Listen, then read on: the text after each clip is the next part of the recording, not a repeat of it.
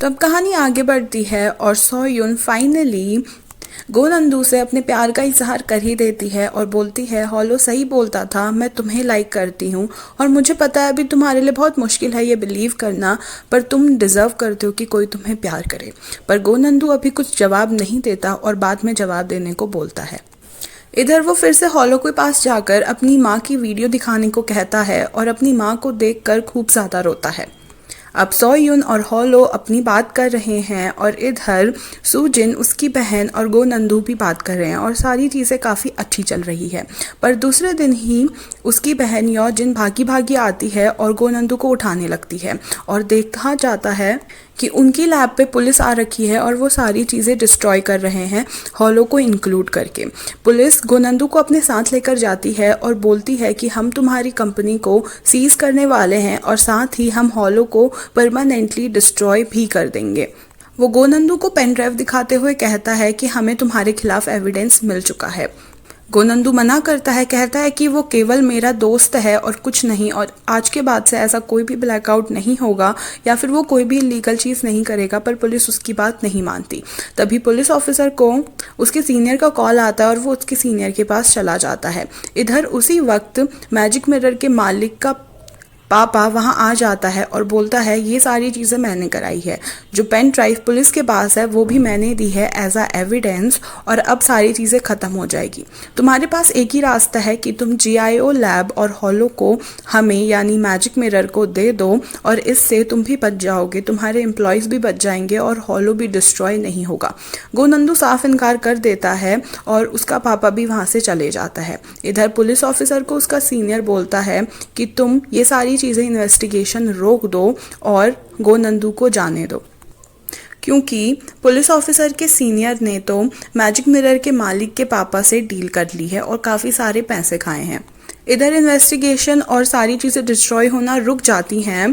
पर ये सब हुआ कैसे, क्योंकि गोनंदू ने तो साफ साफ मना कर दिया था अपनी कंपनी मैजिक मिरर को देने के लिए। जब वो आता है तब पता चलता है कि असलियत में सोजिन ने सारी चीज़ें मैजिक मिरर के नाम कर दी हैं और इस वजह से गोनंदू और लैब बच पाई है। ये सुन गोनंदू बहुत दुखी होता है, पर योजिन उसे ये कह के संभालती है कि हमारी वजह से हमारे एम्प्लॉय और हॉलो सफ़र क्यों करें, आखिर एटलीस्ट वो लोग तो बच जाएंगे। यहाँ पे योजिन को कुछ भी नहीं पता और वो गोनंदू की कॉल का वेट कर रही है।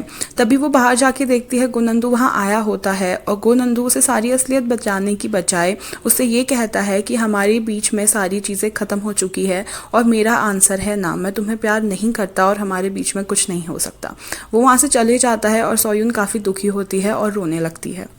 ऑफिस जाने पर उसे पता चलता है कि सारी चीज़ें तो मैजिक मिरर के मालिक के पापा ने सील कर दी है और यहाँ तक कि वो अब हॉलो को भी किल कर रहे हैं। जैसे ही सोयुन सुबह उठ के चश्मा पहनती है तो उस पर लिखा आता है कि आपका जो हॉलो है वो अपडेट हो रहा है और उसके सामने हॉलो अपेयर नहीं होता। ये देख सोयुन बहुत घबरा जाती है और भागी भागी जाती है GIO लैब पे, पर वहाँ पे मैजिक मिरर के बॉडीगार्ड्स खड़े हैं और वो सोयुन को अंदर नहीं जाने देते। तभी हम देखते हैं कि एक नया वर्जन आ चुका है हॉलो का और वो बिल्कुल प्ले बॉय की तरह लग रहा है। वो बिल्कुल पहले के हॉलो जैसा प्यारा और ट्रस्टवर्दी नहीं है, बल्कि अब वो थोड़ा फ्लर्टी टाइप का रोबोट लग रहा है। ये देख हान सो योन सीधे गोनंदू को कॉल करती है, पर गोनंदू उसकी कॉल्स अवॉइड कर रहा है। घर जाके जब वो अपने चश्मे देखती है तो उसमें लिखा आता है कि आपका हॉलो अपडेट हो गया है और जैसे ही सोयुन उस चश्मे को पहनती है उसके सामने एक नया हॉलो आ जाता है। पर यह हॉलो बिल्कुल भी पहले के हॉलो की तरह नहीं लग रहा। वो उससे पूछता है कि आप उसकी अपीयरेंस कैसे चाहते हैं, क्या आप उसको लड़के की तरह चाहते हैं या लड़की की तरह चाहते हैं, और वो एकदम बिल्कुल ही फ़ोन के मोबाइल के ऐप की तरह एक्ट करने लग गया है। वो सोयुन से पूछता है कि उसको किस रेस्टोरेंट में खाना खाना है और यहाँ तक कि वो सोयुन से उसके बर्थडे पे फ्लर्ट भी करता है। तभी सोयुन कहती है तुम बिल्कुल पहले के हॉलो की तरह नहीं हो और तुम मुझे बिल्कुल भी पसंद नहीं हो, और बस उसके बाद से वो चश्मे पहनना बंद कर देती है। जब वो ऑफिस से घर आके एक दिन देखती है टीवी पे, तो गोनंदू इंटरव्यू दे रहा होता है और वो कहता है कि मैंने ऐसा हॉलो इसलिए बनाया ताकि ह्यूमन की फीलिंग्स हर्ट ना हो। आखिर ह्यूमन की फीलिंग हर्ट हो जाती हैं, पर हमारा रोबोट ऐसा है कि वो वैसा ही करेगा जैसा आप चाहते हैं और वो ही बोलेगा जो आप सुनना चाहते हैं। ये सुन हान सो योन को बहुत बुरा लगता है, उसकी आंखों में आंसू होते हैं। पर इधर हमें पता चलता है कि असलियत में वो गोनंदू नहीं बल्कि हॉलो था और मैजिक मिरर वाले अब गोनंदू की जगह हॉलो को रख कर गंदी गंदी और गलत गलत चीज़ें उससे बुलवा रहे हैं। ये देख उसकी बहन योजिन बोलती है, आखिर तुम कब तक का उस रूम के अंदर रहने वाले हो? कम से कम 5-6 दिन हो गए हैं और अब तो बाहर निकलो। जब वो उस रूम के अंदर जाकर देखती है तो पूरा का पूरा रूम खाली होता है और वहाँ पे सिर्फ एक चीज़ लिखी होती है कि मैं फिर से घोस्ट बन जाऊँगा। और यहाँ पे से गोनंदू पहले की तरह ही गायब हो जाता है और किसी के भी हाथ नहीं लगता। सोयन भी उसको बार बार कॉल मिला रही है पर वो कॉल उसका नहीं उठा रहा होता है। और अब हॉलो काफ़ी एडवांस हो गया है और यहाँ तक कि हर किसी के पास अब हॉलो है। सबका अपना अपना एक पर्सनल हॉलो है और यहाँ तक कि सोयुन के खुद के ऑफिस में सबने ही हॉलो वाले चश्मे पहन रखे हैं।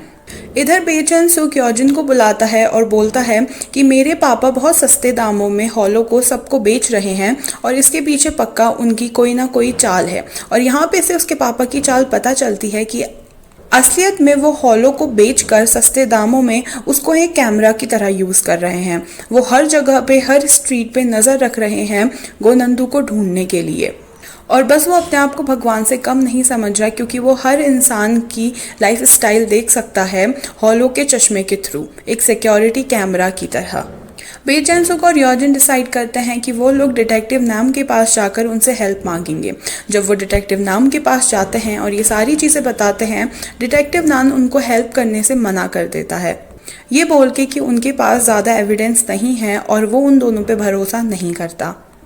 इधर सोयुन को फिर से एक दिन गोनंदू कॉल करता है और बोलता है कि जब सारी चीज़ें ठीक हो जाएगी हॉलो तुम्हारे पास वापस उसी तरह वापस आ जाएगा।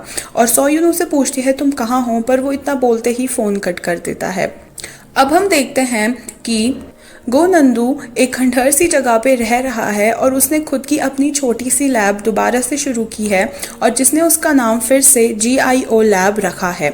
वो सारे के सारे हॉलो को हैक कर देता है और इधर जैसे ही मैजिक मिरर का मालिक अपना आइडिया कंट्री को बेच रहा है बहुत ही महंगे दाम में, उसी वक्त सारे के सारे हॉलो हैक हो जाते हैं और काम करना बंद कर देते हैं। ये देख उसके इन्वेस्टर्स बैक ऑफ कर लेते हैं और उस आइडिया को नहीं खरीदते, जिससे मैजिक मिरर का मालिक बहुत पागल हो जाता है। पर इधर गोनंदू सारे के सारे हॉलो को डीएक्टिवेट कर देता है और अपना ओरिजिनल हॉलो रीस्टोर कर लेता है। अगले ही दिन जब हान सो योन अपने चश्मे पहनती है तो उसके सामने ओरिजिनल और पहले वाला हॉलो आ जाता है और हॉलो के सामने आते ही वो उससे गोनंदू के बारे में पूछती है। तभी हॉलो उसको उस जगह ले जाता है जहाँ पे गोनंदू बैठ के सारी हैकिंग कर रहा था। सिक्योरिटी कैमरास देखने के बाद उन्हें पता चलता है कि गोनंदू एक एयरपोर्ट की तरफ बढ़ रहा है।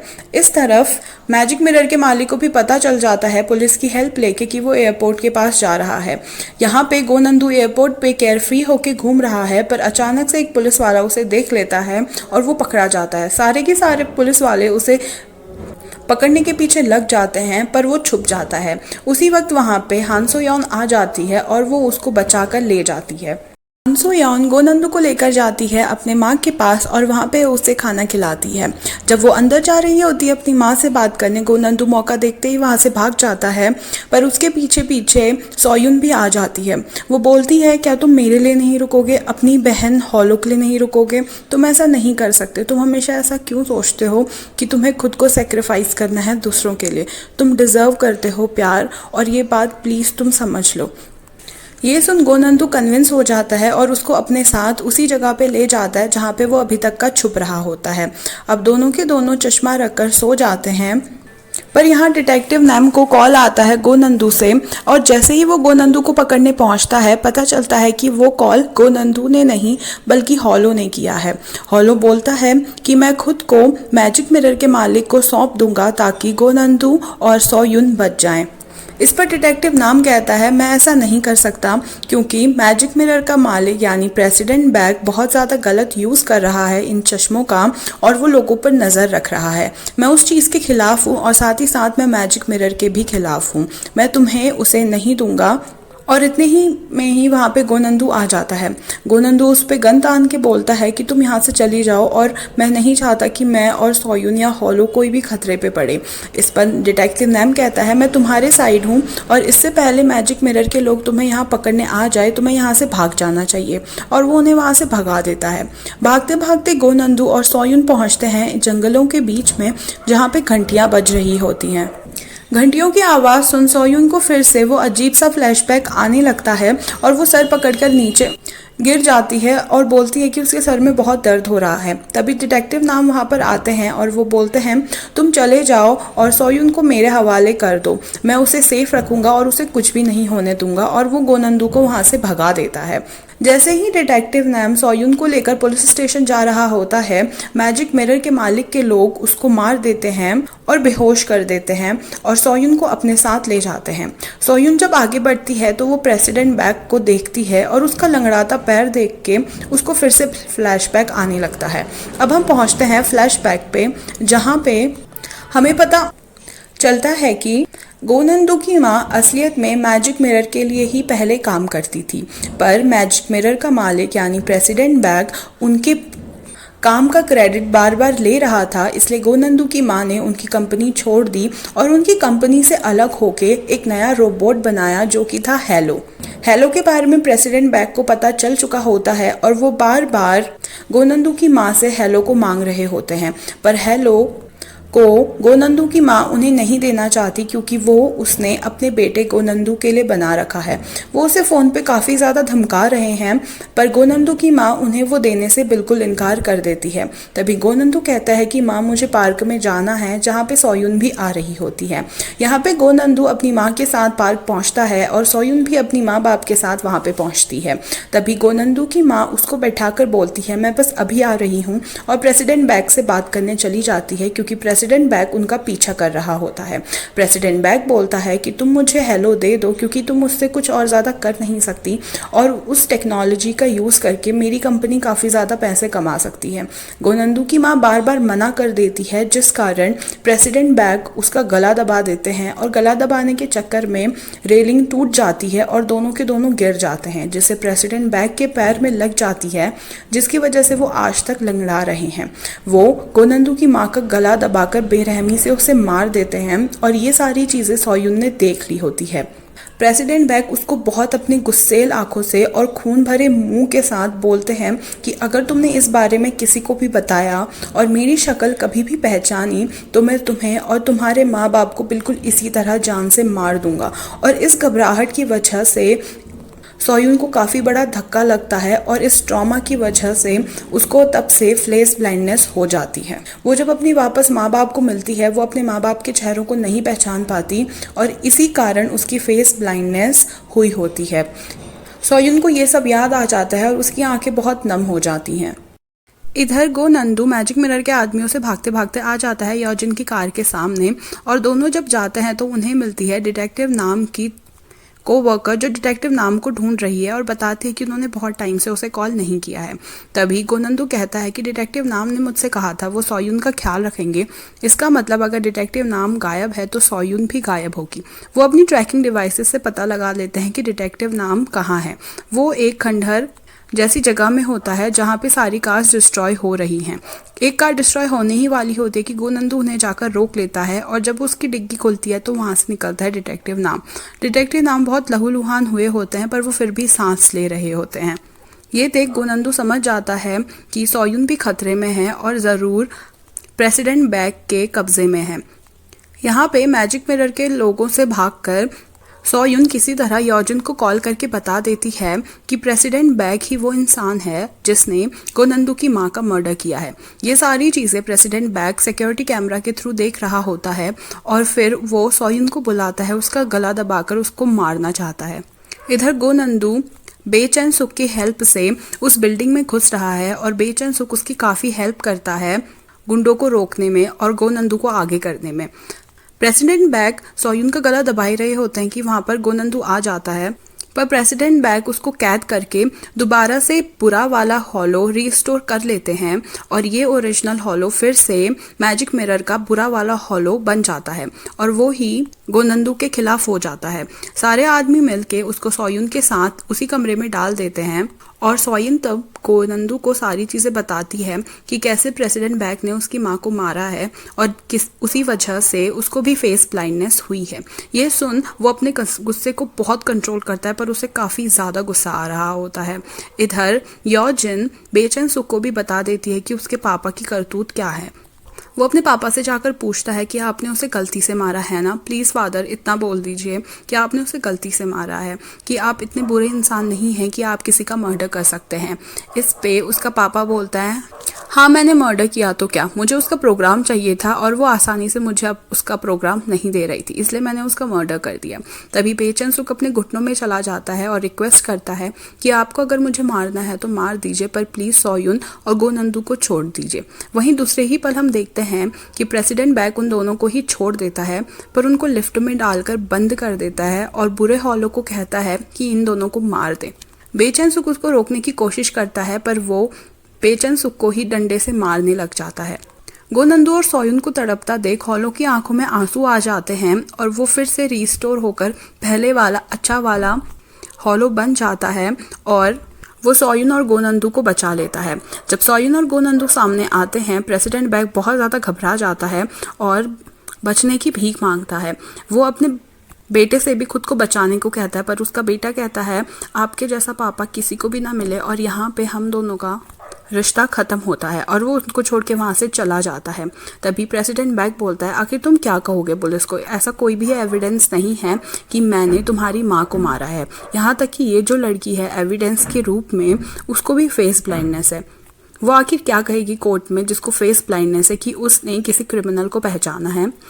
तभी यहाँ पे हॉलो एक सस्पेंस खोलता है कि गोनंदू के चश्मे के थ्रू सारे के सारे लोग पूरे शहर में उसका ये कन्फेशन सुन रहे हैं और प्रेसिडेंट बैक अब पकड़ा गया है।